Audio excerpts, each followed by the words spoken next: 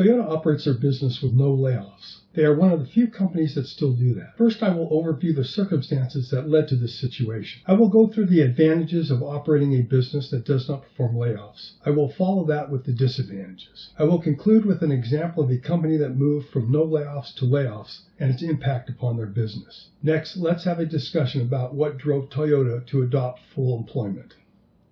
Like in many situations, good comes from bad. This is what happened with Toyota. Toyota was going through some bad financial times and needed to decrease their costs. As a company instilled with honor would operate, they first laid off the senior managers that had led the company into the situation. Their next proposal was to lay off a significant number of hourly workers. The hourly workers were in a union, and the union strongly objected. This led to a compromise where the union allowed some layoffs coupled with a corporate policy of no future layoffs. Toyota management knows that they must make strategically beneficial decisions and grow the company because they cannot cut costs by laying off personnel. I want to highlight a significant point here. Unlike the majority of current businesses, Toyota understood that management decisions were behind the economic problems. They naturally felt that if management caused the problems, management should pay a price for causing those problems. It's always management's poor business decisions that lead to layoffs, not workers' poor business decisions.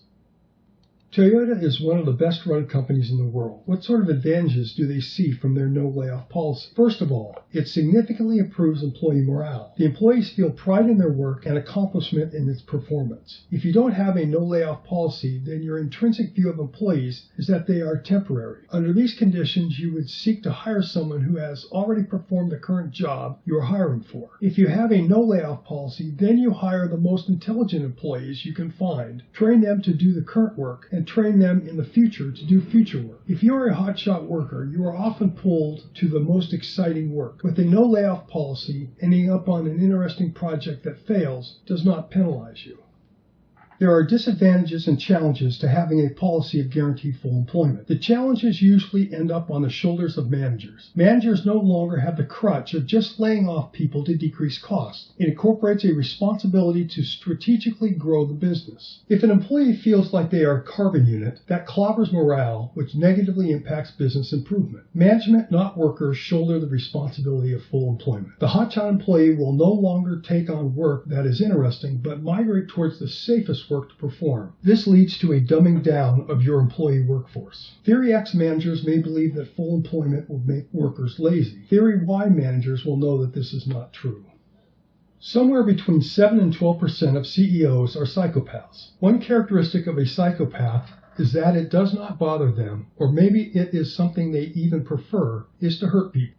If your CEO hires and fires an inordinate amount of people, then it is possible that they are a psychopath. As I mentioned before, full employment guarantee is a benefit for employees, but instills a responsibility for management. When HP was under the management of Carly Fiorina, the stock price dropped by 50%. Carly was the first HP manager to eliminate HP's full employment guarantee. She apparently did not read the book The HP Way, written by Hewlett and Packard. I'm not implying that Carly Fiorina is a psychopath, but that move was a psychopath-like move. I should be clear that there were many more reasons than just the layoff policy that caused HP's value to drop precipitously to half its previous value. The last question is a critical question. Is the risk of a full employment guarantee worth the benefit? I think it really gets down to the quality of management in the business, the risk they are willing to take, and the business that you're in.